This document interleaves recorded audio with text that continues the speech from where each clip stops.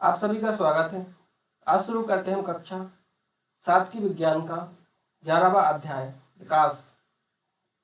आपने पतली झिर्री अथवा छिद्र से सूर्य के प्रकाश के किरण पुंज को कमरे में प्रवेश करते हुए देखा होगा।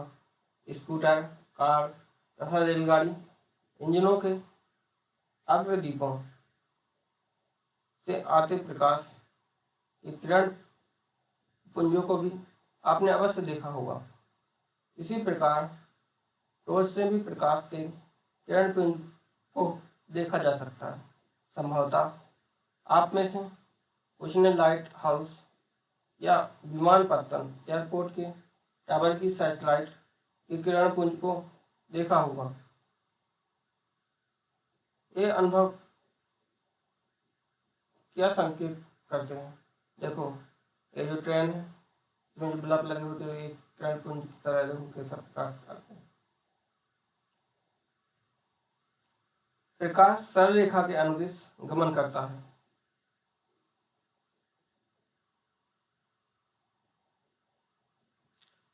देखो क्या है, जो प्रकाश किरण पुंज है बिल्कुल सीधा जा रहा है तो इससे क्या साबित होता है? प्रकाश सरल रेखा में गति करता है।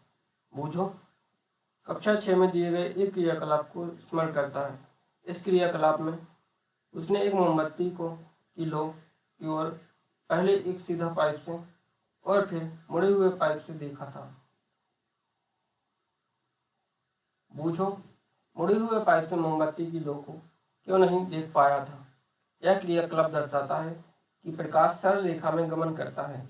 हम प्रकाश के पथ को कैसे परिवर्तित कर सकते हैं?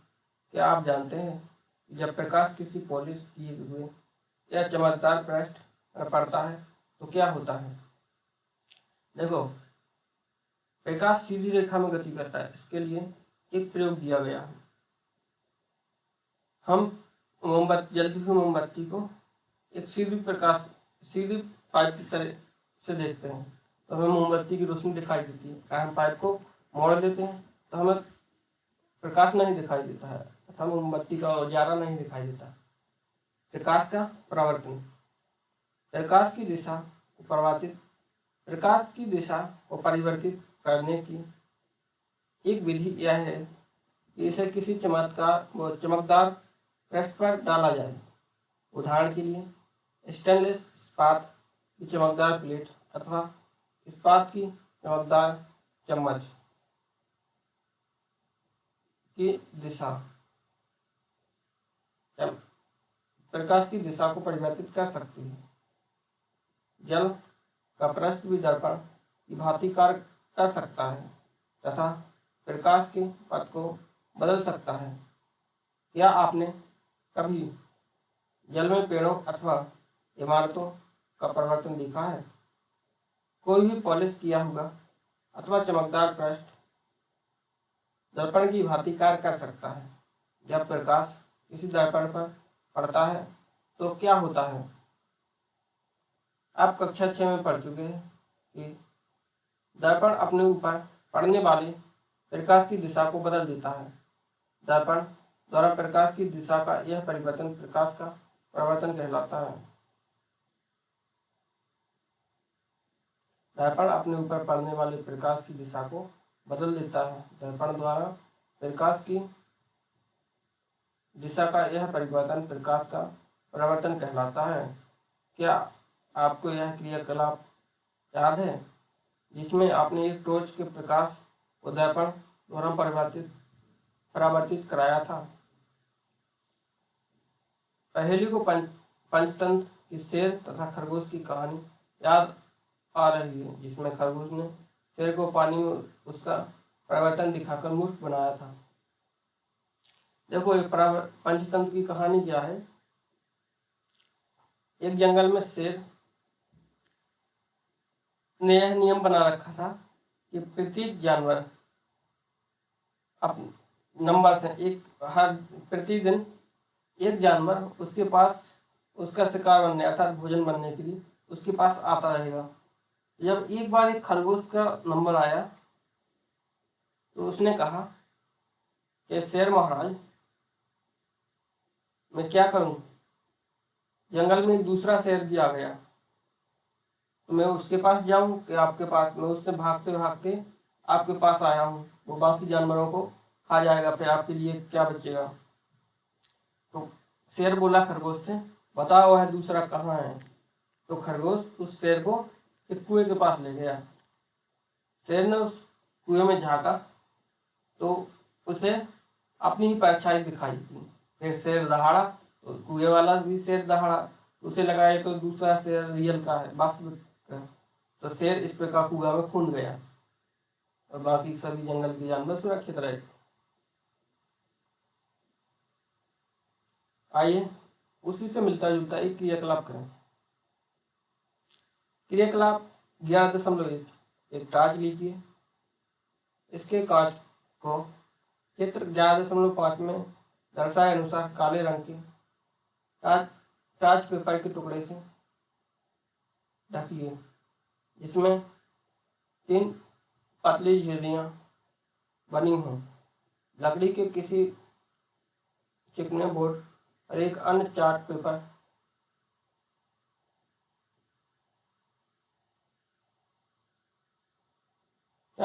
की एक शीट फैलाइए। चार्ट पेपर पर समतल दर्पण की एक पट्टी ऊर्ध्वाधर स्थिति में रखिए। अब टार्च की झिर्रियों से निकलने वाली प्रकाश किरण पुंज को दर्पण पर डालिए। इसका प्रकाश बोर्ड पर लगे चार्ट पेपर के अनुदिश दिखाई दे। अब इसकी स्थिति को इस प्रकार समायोजित कीजिए कि टार्च का प्रकाश समतल दर्पण पर एक कोण बनाते हुए टकराए। देखो ये दर्शाया गया है ना। क्या दर्पण अपने ऊपर पड़ने वाले प्रकाश की दिशा परिवर्तित कर देता है? अब टॉर्च को थोड़ा सा इधर उधर इस प्रकार हटाइए कि दर्पण पर प्रकाश पड़ता रहे। क्या आप परावर्तित प्रकाश की दिशा में कोई परिवर्तन देखते हैं? परावर्तित प्रकाश की दिशा के अनुदिश दर्पण में देखिए। क्या दर्पण में आपको टॉर्च पर लगी झिर्रियाँ दिखाई देती हैं? ये झिर्रियाँ का प्रतिबिंब है। यह क्रियाकलाप दर्शाता है कि प्रकाश समतल दर्पण से किस प्रकार परावर्तित होता है। आइए दर्पणों में बनने वाले प्रतिबिंबों से खेलें तथा उनके विषय में कुछ और अधिक जानकारी प्राप्त करें। पहली जानना चाहते हैं कि हमें वस्तुएं कैसे दिखाई देती हैं। बुझों का विचार है कि वस्तुएं तभी दिखाई देती हैं जब प्रकाश उनसे परावर्तित होकर हमारी आंखों तक पहुँचे। क्या आप इससे सहमत हैं? हाँ, ऐसा ही होता है। जब हमें वस्तुएं तभी दिखाई देती हैं जब वस्तुओं से परावर्तित प्रकाश हमारी आंखों तक पहुँचे।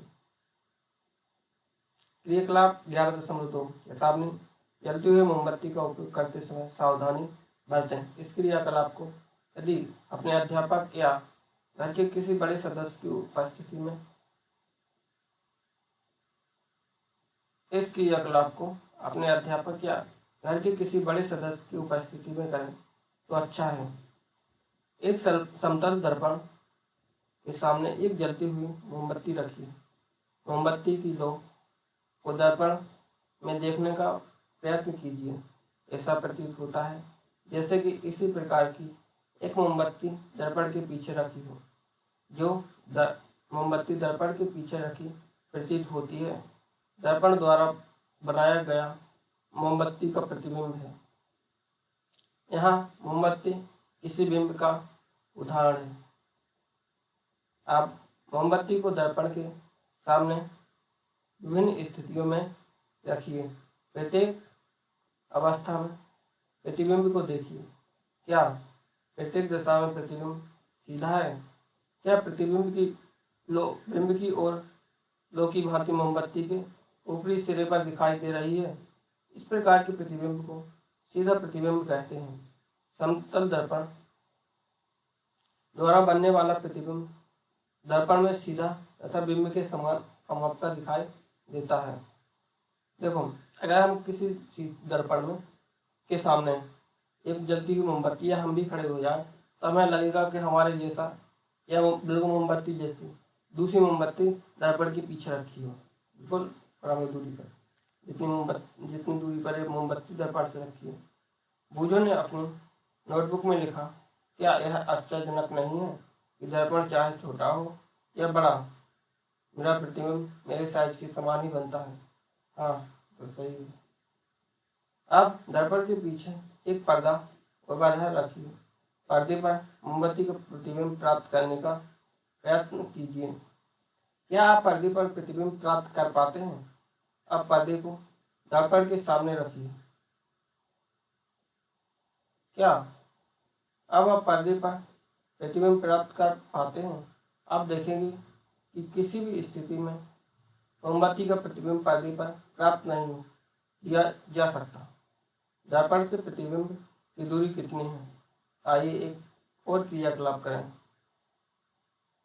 शतरंज का एक बोर्ड लीजिए। यदि चेस बोर्ड उपलब्ध न हो तो एक चार्ट पेपर पर समान साइज के 64 बैग बनाइए। पेपर के मध्य में एक मोटी रेखा खींचिए। इस रेखा पर एक समतल दर्पण को ऊर्ध्वाधर रखिए। दर्पण के सामने तीसरे बैग की सीमा पर कोई छोटी वस्तु जैसे पेंसिल, शार्पनर रखिए। दर्पण में इसके प्रतिबिंब की स्थिति नोट कीजिए। अब वस्तु को चौड़े बैग की सीमा पर रखिए। फिर से दर्पण में प्रतिबिंब की स्थिति नोट कीजिए। क्या आप दर्पण से प्रतिबिंब की दूरी तथा दर्पण के सामने रखे बिंब की दूरी में कोई संबंध पाते हैं? आप देखेंगे कि प्रतिबिंब दर्पण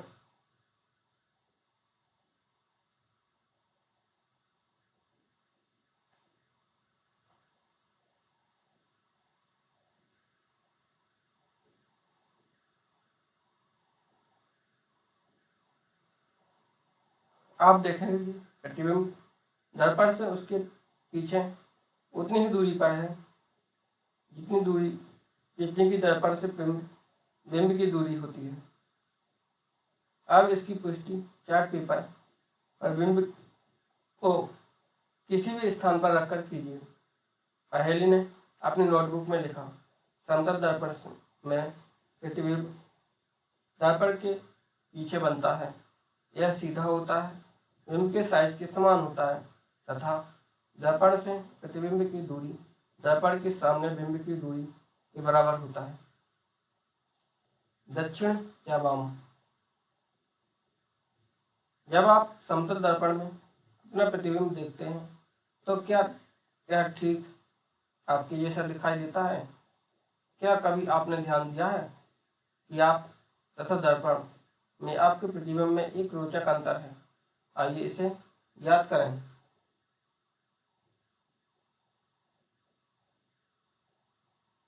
एक समतल दर्पण के सामने खड़े होकर अपने प्रतिबिंब को देखिए। अपने दक्षिण हाथ को ऊपर उठाइए। आपका प्रतिबिंब अपना कौन सा हाथ ऊपर उठाता है? अब अपने वाम कान को स्पर्श कीजिए। आपके प्रतिबिंब में हाथ आपके किस कान को स्पर्श करता है? ध्यानपूर्वक देखिए। आप देखेंगे कि प्रतिबिंब में दक्षिण वाम दिखाई पड़ता है तथा वाम दक्षिण दिखाई पड़ता है। क्या होता है, अगर हम किसी शीशे के सामने खड़े हो जाए, हम बाल कटाने, अगर आप बालों को कटाने के लिए किसी बाल काटने की वाले की दुकान पर जाएं, कभी नाई की दुकान पर, तो वहाँ पर बड़े बड़े शीशे टंगे रखे रहते हैं। तो इसमें यह प्रयोग जरूर करना। आप अपने बाएं हाथ को ऊपर उठाएंगे तो आप देखेंगे कि जो दर्पण है उसमें जो आपका प्रतिबिंब बनता है तो वो आपके दाएं हाथ को दर्शाता है, दिखाता है कि ऐसा लगता है कि वो है हमारा प्रतिबिंब दाएं हाथ को उठाए हुए है। बूझो ने सड़क पर एक रोगी वाहन एम्बुलेंस देखा। उसे आश्चर्य हुआ कि इसके आगे की ओर सब एम्बुलेंस विचित्र प्रकार से लिखा था। ध्यान दीजिए कि केवल पार्श्व में ही यह अदला बदली हुई है। प्रतिबिंब उल्टा ऊपर का भाग नीचे नहीं दिखाई देता। अब एक कागज के टुकड़े पर अपना नाम लिखिए तथा इसे समतल दर्पण के सामने पकड़कर रखिए। यह दर्पण में कैसा दिखाई देता है? आप अब आप समझ सकते हैं कि रोगी वाहन पर शब्द एम्बुलेंस को चित्र 11.9 की भांति क्यों लिखा जाता है? जब रोगी वाहन के आगे जाने वाले वाहनों के चालक अपने पास दृश्य दर्पण पीछे वाले वाहनों के चालक पीछे का दृश्य दिखाने वाले दर्पण में देखते हैं तो वे रोगी वाहन पर लिखे एम्बुलेंस को स्पष्ट पढ़ सकते हैं और उसे आगे जाने के लिए रास्ता दे देते हैं। हम में से प्रत्येक का यह कर्तव्य है रोगी वाहन का रास्ता रोके बिना उसे आगे जाने दें। आपने देखा होगा कि स्कूटर या कार के पास दर्पण में सभी वस्तुओं के प्रतिबिंब स्वयं वस्तुओं से छोटे दिखाई देते हैं। क्या आपने कभी सोचा है कि ऐसा क्यों होता है? देखो, जो रोगी वाहन होता है एम्बुलेंस, उसमें वो अक्षर लेफ्ट के राइट लिखे होते हैं, राइट के लेफ्ट।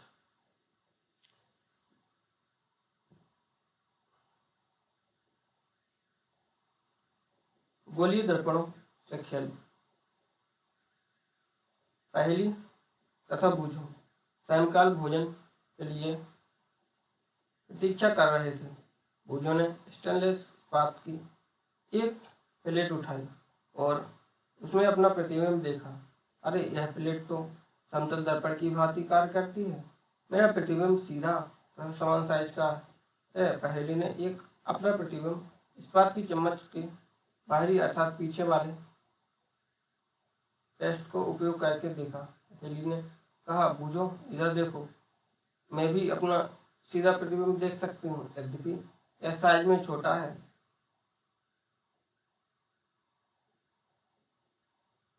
यह चम्मच भी एक प्रकार के दर्पण की भांति कार्य करती है। आप भी चम्मच या कोई भी वक्रित चमकदार पृष्ठ का उपयोग अपना प्रतिबिंब देखने के लिए कर सकते हैं। क्रियाकलाप 11.5। स्टेनलेस इस्पात की एक चम्मच लीजिए। चम्मच के बाहरी पृष्ठ को अपने चेहरे के पास लाइए तथा इसमें देखिए। क्या आप इसमें अपना प्रतिबिंब देख पाते हैं? आपने जैसा प्रतिबिंब समतल दर्पण में देखा था, क्या यह प्रतिबिंब उससे भिन्न है? क्या यह प्रतिबिंब सीधा है? क्या इसका साइज बिंब के साइज के समान है अथवा छोटा है या बड़ा है? देखो, जिसमें प्रतिबिंब दिखाई देगा और सीधा तो होगा लेकिन छोटा होगा। आप चम्मच के भीतरी भाग पृष्ठ को उपयोग करके अपना प्रतिबिंब देखिए। हो सकता है इस बार आपको अपना प्रतिबिंब सीधा तथा बड़ा दिखाई दे। यदि आप अपने चेहरे से चम्मच की दूरी बढ़ाएं तो संभव है कि आप अपना उल्टा प्रतिबिंब देख पाएं। अपने चेहरे के स्थान पर आप अपने पेन अथवा पेंसिल के प्रतिबिंब की भी तुलना कर सकते हैं। चम्मच का वक्रित चमकदार पृष्ठ एक दर्पण की भांति कार्य करता है। गोलीय दर्पण वक्रित दर्पण का सबसे अधिक सामान्य उदाहरण है।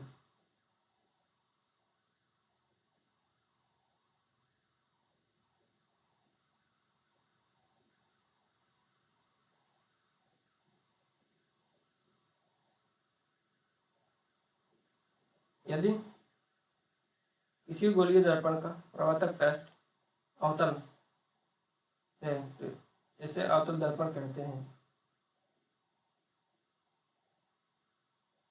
यदि प्रवर्तक पृष्ठ उत्तल है अर्थात उभरा हुआ है, इसे उत्तल दर्पण कहते हैं। चम्मच का भीतरी पृष्ठ अवतल दर्पण की भांति कार्य करता है। जबकि इसका बाहरी पृष्ठ उत्तल दर्पण की भांति कार्य करता है। अवतल धंसा हुआ तल और उत्तल उभरा हुआ तल।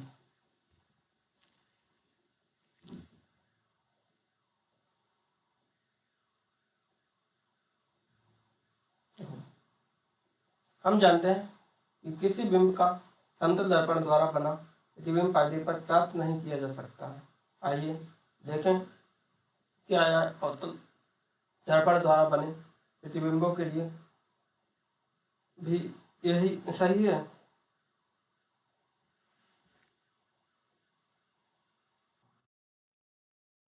अवतल तथा उत्तल दर्पणों को गोलीय दर्पण क्यों कहते हैं?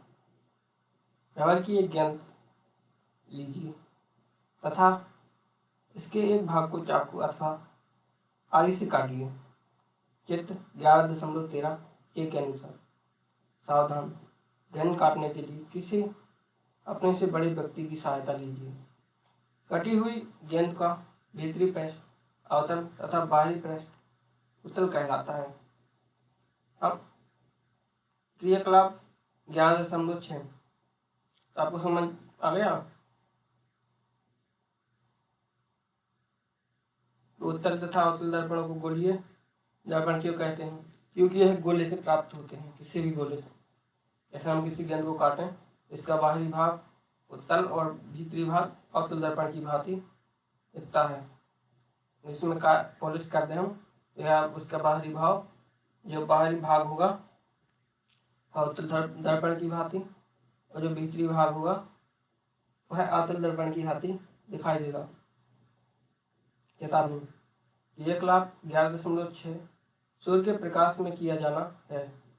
सावधान, कभी भी सूर्य को एक या इसके प्रतिबिंब को सीधे मत देखिए, क्योंकि इससे आपकी आंखें खराब हो सकती हैं। आप सूर्य के प्रतिबिंब को किसी पर्दे या दीवार पर बनाकर देख सकते हैं। एक अवतल दर्पण लीजिए, इसके परावर्तक पृष्ठ को सूर्य की ओर रखकर पकड़िए। दर्पण से परावर्तित प्रकाश को एक कागज की शीट पर प्राप्त करने का प्रयत्न कीजिए। कागज की शीट को तब तक आगे पीछे कीजिए जब तक कि आपको एक तीक्ष्ण स्पष्ट चमकदार बिंदु प्राप्त न हो जाए। दर्पण तथा कागज की शीट को कुछ मिनट के लिए स्थिर रखिए। क्या कागज जलना प्रारंभ कर देता है? यह चमकदार बिंदु वास्तव में सूर्य का प्रतिबिंब है।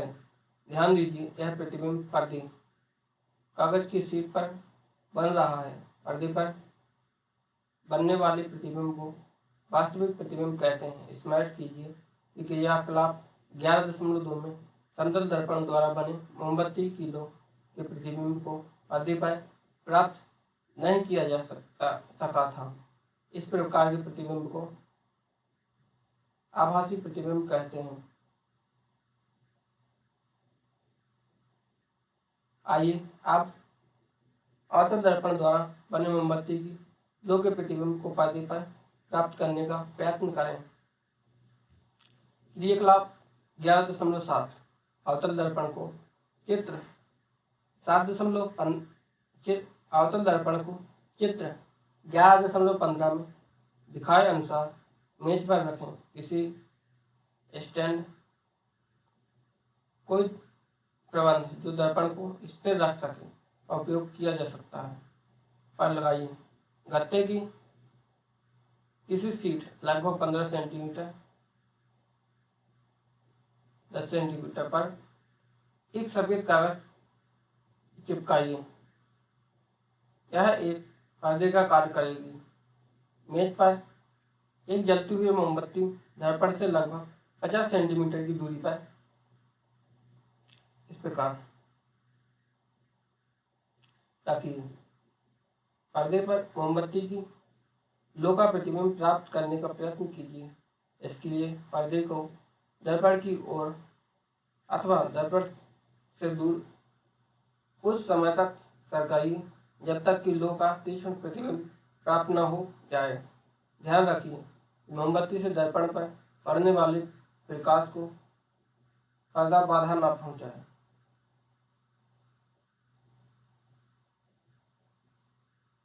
क्या यह प्रतिबिंब वास्तविक है या आभासी?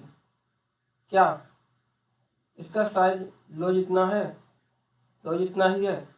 अब मोमबत्ती को दर्पण की ओर लाइए तथा इससे अलग अलग दूरियों पर रखिए। प्रत्येक अवस्था में पर्दे व प्रतिबिंब प्राप्त करने का प्रयत्न कीजिए। अपने परीक्षणों को सारणी 11.1 में अंकित कीजिए। जब मोमबत्ती दर्पण के अत्यंत निकट है,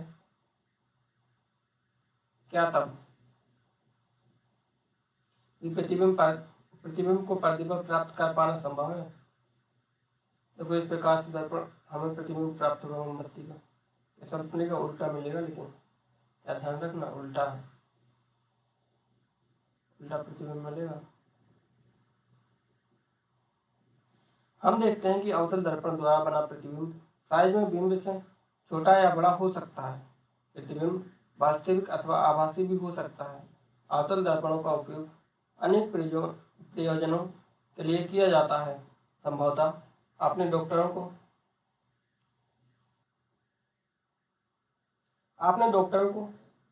आँख, नाक, कान तथा गले का निरीक्षण करते समय अवतल दर्पण का उपयोग करके देखा होगा। दंत विशेषज्ञों द्वारा अवतल दर्पण का उपयोग दांतों का बड़ा प्रतिबिंब देखने के लिए किया जाता है।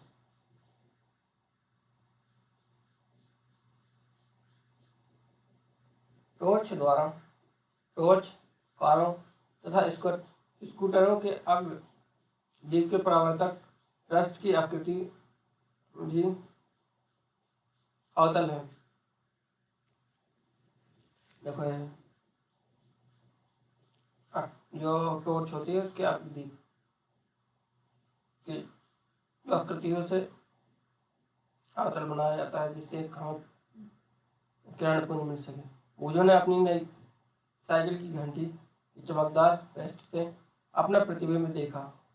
उसने देखा कि उसका प्रतिबिंब सीधा तथा साइज में छोटा है। उसे उत्सुकता हुई कि क्या घंटी भी एक प्रकार का गोलीय दर्पण है? क्या आप पहचान सकते हैं यह किस प्रकार का दर्पण है? ध्यान दीजिए कि घंटी का परावर्तक पृष्ठ तल है। क्रियाकलाप 11.8। क्रियाकलाप 11.7 को अब अवतल दर्पण के स्थान पर उत्तल दर्पण लेकर दोहराइए। अपने परीक्षणों को क्रियाकलाप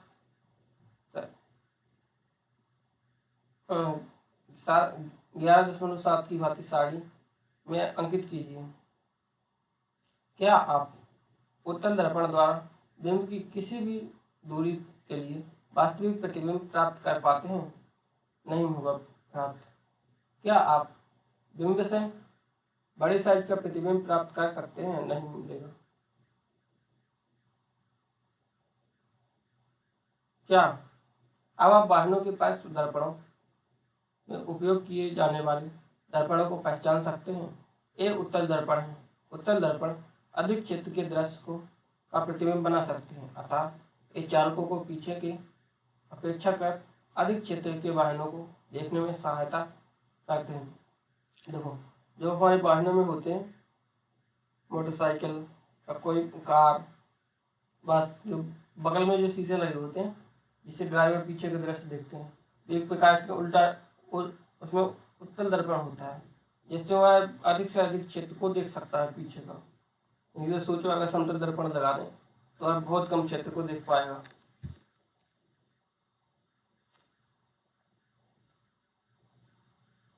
आपने कई बार कई जगह चौराहों पर भी देखा, लगे होंगे उत्तर एक वाला से, जैसे अपने घर की टीवी वाली छतरी होती है ना, उसी के आकार का लगभग उत्तल दर्पण, उतना ही बड़ा उत्तल दर्पण देखा होगा कई जगह चौराहे पर। लेंसों द्वारा बने प्रतिबिंब। आपने आवर्धक लेंस एंगलेस देखा होगा। यह बहुत छोटे करंट को पढ़ने के लिए उपयोग किया जाता है। संभवतः आपने इसका उपयोग कॉकरोच अथवा केंचुए के शरीर के भागों को देखने के लिए भी किया होगा। आवर्तक लेंस वास्तव में एक प्रकार का लेंस ही है। लेंसों का उपयोग व्यापक रूप में चश्मों, दूरदर्शकों, दूरबीनों तथा सूक्ष्मदर्शियों में किया जाता है। इस सूची में लेंसों के कुछ अन्य उपयोग जोड़ने का प्रयत्न कीजिए। कुछ लेंस लीजिए, उन्हें स्पर्श करके महसूस कीजिए। क्या आप केवल स्पर्श करके कुछ अंतर देख पाते हैं? वे लेंस जो किनारों की अपेक्षा बीच में मोटे प्रतीत होते हैं उत्तल लेंस कहलाते हैं। जो किनारों की अपेक्षा बीच में पतले महसूस होते हैं अवतल लेंस कहलाते हैं। ध्यान दीजिए कि लेंस पारदर्शी होते हैं तथा इनमें से प्रकाश गुजर सकता है। देखो, उत्तल लेंस जो अगल बीच में उभरा हुआ होता है, अगल बगल पतला, बीच में मोटा, अगल बगल पतला। और उत्तल अवतल दर्पण कैसा होता है? उत्तल तो बीच में उभरा होता है और चारों तरफ दबाव चपटा रहता है। और जो अवतल होता है वो एक ऐसा गोलाकार लेंस जो बीच में चपटा साफ रहता है, अगल बगल उभरा या सामने। लेंस सूर्य को या किसी चमकीले प्रकाश को देखने खतरनाक है। आपको उत्तल लेंस से सूर्य के प्रकाश को अपने शरीर के किसी भाग पर फोकसित न करने के बारे में भी सावधानी बरतनी चाहिए। आई लेंसों से खेलें। क्रियाकलाप 11.2। एक उत्तल लेंस अथवा आवर्तक लेंस लीजिए। इसे सूर्य की किरणों के मार्ग में रखिए। चित्र 11.23 में दर्शाए अनुसार एक कागज की शीट रखिए। लेंस तथा कागज के बीच की दूरी को उस समय तक समायोजित कीजिए जब तक कि आपको कागज पर एक चमकदार बिंदु प्राप्त न हो जाए। इस स्थिति में लेंस तथा कागज को कुछ मिनट के लिए स्थिर रखिए। क्या कागज जलना प्रारंभ कर देता है? देखो, हम किसी लेंस को सूर्य के प्रकाश में किसी कागज पर फोकसित करते हैं। उसे एक बिंदु, सूर्य प्रतिबिंब को एक कागज पर एक बिंदु के रूप में फोकसित कर देते हैं। क्या होता है? कागज जलने लगता है। अब उत्तल लेंस का अवतल लेंस से बदल दीजिए। क्या आप भी आपको कागज पर चमकदार बिंदु दिखाई देता है? इस बार आपको चमकदार बिंदु क्यों नहीं प्राप्त हो रहा है? हमने दर्पणों की ये देखा कि बिंब की विभिन्न स्थितियों के लिए प्रतिबिंब की आकृति तथा साइज बदलते हैं। क्या यह लेंसों के लिए भी सामान्य है?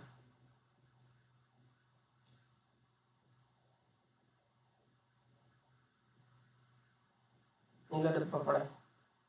सामान्यतः उत्तल लेंस उस पर पड़ने वाली आपतित प्रकाश को अभिसरित अंदर की ओर मोड़ता है, अपसरित कर देता है, इसलिए इसे अभिसारी लेंस भी कहते हैं। इसके विपरीत अवतल लेंस आपतित प्रकाश को अपसरित बाहर की ओर मोड़ना करता है, अपसरित करता है, अतः इसे अपसारी लेंस कहते हैं।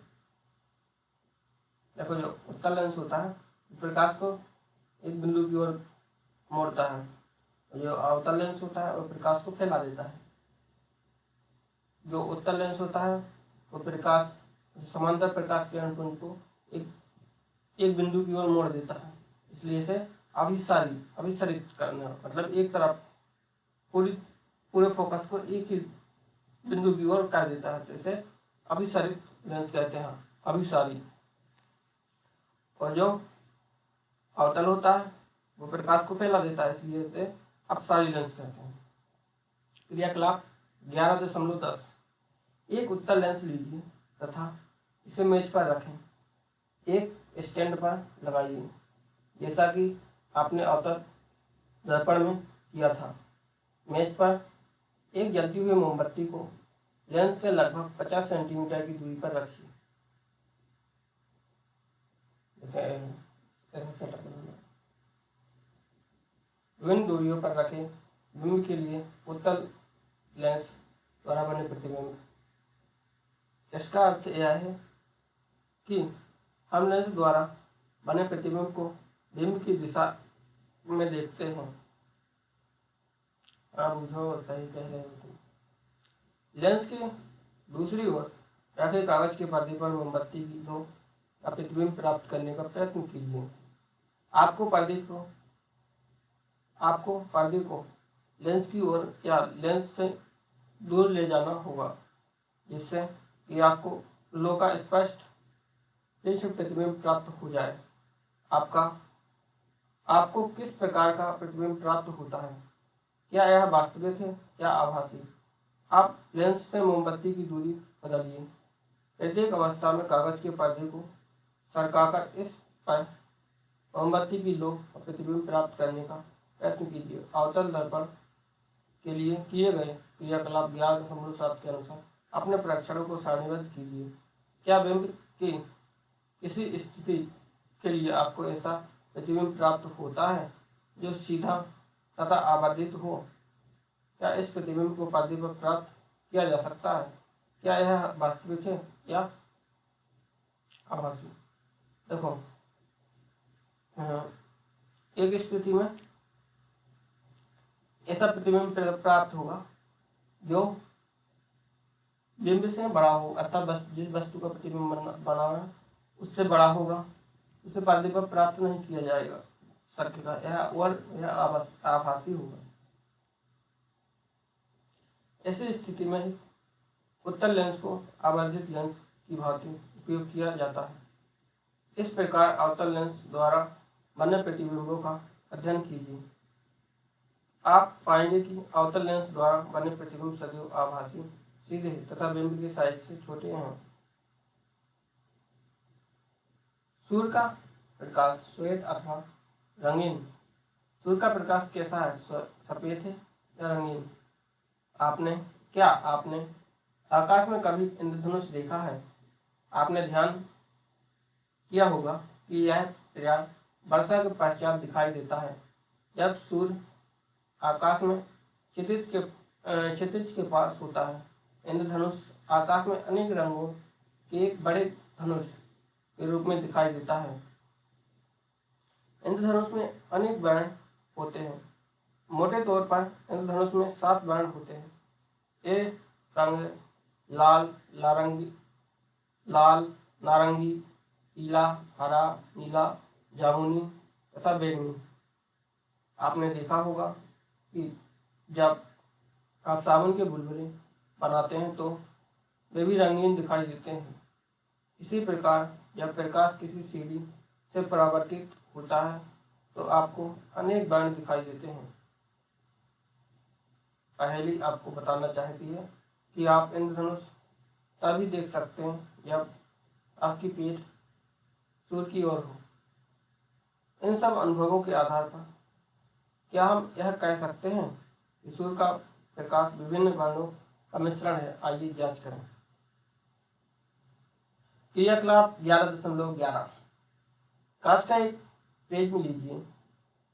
किसी अंधेरे कमरे की खिड़की के छोटे छिद्रों से सूर्य के प्रकाश का एक पतला किरणपुंज प्रिज्म के एक फलक पर डालिए।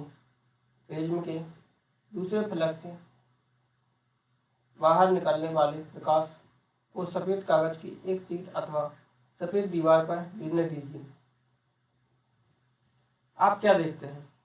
क्या आप इंद्रधनुष जैसे ही वर्ण यहाँ भी देख पाते हैं? देखो यह ना इंद्रधनुष। यह दर्शाता है कि सूर्य के प्रकाश में 7 वर्ण विद्यमान हैं। ऐसे प्रकाश को श्वेत प्रकाश भी कहते हैं। श्वेत प्रकाश के वर्णों को पहचानने का प्रयत्न कीजिए तथा इनके नाम अपने नोटबुक में लिखिए। तो क्या होता है, जब हम किसी किरण सूर्य के किरण को प्रिज्म के किसी फलक पर डालते हैं तो दूसरे फलक से क्या प्रकाश के 7 रंगों का एक वर्णक्रम मिलता है। क्या हम इन 7 बाणों को मिलाकर श्वेत प्रकाश प्राप्त कर सकते हैं? आइए प्रयत्न करें। लगभग 10 सेंटीमीटर व्यास की गत्ते की एक वृत्ताकार डिस्क लीजिए। इस डिस्क को 7 खंडों में बांट लीजिए। चित्र 11.31 ए में दर्शाए अनुसार इन खंडों को धनुष के 7 वर्णों से पेंट कीजिए। आप इन खंडों पर विभिन्न वर्णों के कागज भी चिपका सकते हैं। डिस्क के केंद्र पर एक छोटा चित्र बनाइए। डिस्क को एक बॉल पेन की रिफिल की नोक पर ढीले से लगाइए। सुनिश्चित कीजिए कि डिस्क स्वतंत्रतापूर्वक घूर्णन कर सके। डिस्क को दिन के प्रकाश में घुमाइए। जब डिस्क तेजी से घूमती है तो वर्ण आपस में मिल जाते हैं तथा डिस्क श्वेत सी प्रतीत होती है। इस डिस्क को सामान्यतः न्यूटन की डिस्क कहते हैं। जब एक डिस्क पर 7 रंग अंकित करें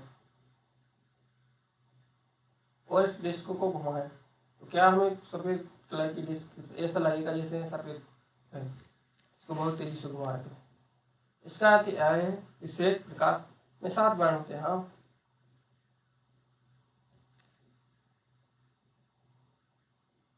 पहेली को एक अद्वितीय विचार आया। उसने एक वृत्ताकार डिस्क की सहायता से एक छोटा सा लट्टू बनाया जिसे कि इंद्रधनुष के 7 वर्णों को पेंट किया गया। जब लट्टू घूर्णन करता तो वह लगभग श्वेत दिखाई देता है। 7 वर्णों वाला लट्टू जब घूमता है तो कैसा दिखाई देता है? सफेद। प्रमुख शब्द अवतल लेंस, अवतल दर्पण, उत्तल लेंस, उत्तल दर्पण, प्रतिबिंब, बिंब, आवर्धक लेंस, पार्श्वदर्शी दर्पण, प्रिज्म, इंद्रधनुष, वास्तविक प्रतिबिंब, पार्श्व दर्पण, गोलीय दर्पण, आभासी प्रतिबिंब, अभिसरित, अभिसारी लेंस, अपसारित, अपसारी लेंस। आपने क्या सीखा? प्रकाश सरल रेखा के अनुदिश गमन करता है। कोई भी पॉलिश किया हुआ अथवा चमकदार पृष्ठ दर्पण की भांति कार्य करते हैं। जो प्रतिबिंब पर्दे पर प्राप्त किया जा सके वास्तविक प्रतिबिंब कहलाता है। जिस प्रतिबिंब को पर्दे पर प्राप्त न किया जा सके उसे आभासी प्रतिबिंब कहते हैं।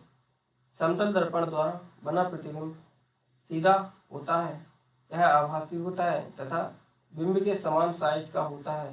प्रतिबिंब दर्पण के पीछे उतनी ही दूरी पर बनता है जितनी कि दर्पण के सामने बिंब की दूरी होती है। दर्पण द्वारा बने प्रतिबिंब में बिंब का वाम भाग प्रतिबिंब के दक्षिण भाग की भांति दिखाई देता है तथा बिंब का दक्षिण भाग प्रतिबिंब के वाम भाग की भांति दिखाई देता है। अवतल दर्पण वास्तविक तथा उल्टा प्रतिबिंब बना सकता है। जब बिंब को दर्पण के अत्यंत निकट रखते हैं तो प्रतिबिंब आभासी, सीधा तथा आवर्धित होता है। उत्तल दर्पण द्वारा बना प्रतिबिंब सीधा, आभासी तथा साइज में बिंब से छोटा होता है। उत्तल लेंस वास्तविक तथा उल्टा प्रतिबिंब बना सकता है। जब बिंब लेंस के अत्यंत निकट रखा जाता है तो बनने वाला प्रतिबिंब आभासी, सीधा तथा आवर्धित होता है। जब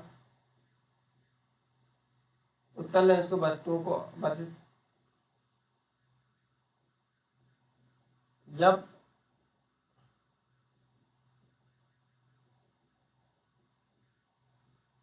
उत्तल लेंस वास्तविक तथा उल्टा प्रतिबिंब बना सकता है।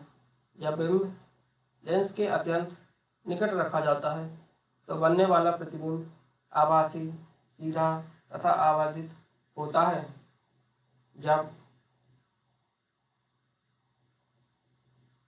जब उत्तल लेंस को वस्तुओं को आबादित करके देखने के लिए उपयोग किया जाता है तो इसे आवर्धक लेंस कहते हैं। अवतल लेंस सदैव सीधा, आभासी तथा साइज में बिंब से छोटा प्रतिबिंब बनाता है। श्वेत प्रकाश 7 वर्णों का मिश्रण है। धन्यवाद दोस्तों, इस अध्याय को देखने के लिए। इसके एक्सरसाइज को आप स्वयं करना, ठीक है। क्या आप जानते हैं दर्पण अस्त्रों की भांति भी उपयोग में ला सकते हैं। कहते हैं कि ग्रीक वैज्ञानिक आर्किमिडीज ने लगभग 2000 वर्ष पहले ऐसा कर दिखाया था, जब रोमनों ने ग्रीक के समुद्र तट के सायराक्यूज सिसिली नामक नगर पर आक्रमण किया तो आर्किमिडीज ने चित्र 11.34 में दर्शाया अनुसार दर्पणों को लगाया। दर्पणों को किसी भी दिशा में घुमाया जा सकता था। उन्हें इस प्रकार व्यवस्थित किया गया कि वे सूर्य के प्रकाश को रोमन सैनिकों के ऊपर परावर्तित कर सकते थे। सूर्य के प्रकाश से रोमन सैनिक चौंधिया गए। वे नहीं जानते थे कि क्या हो रहा है। वे चकरा गए और भाग खड़े हुए।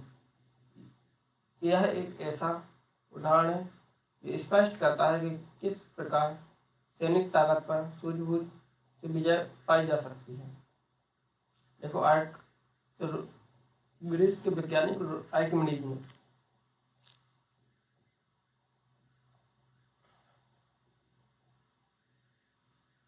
रोमन सैनिकों पर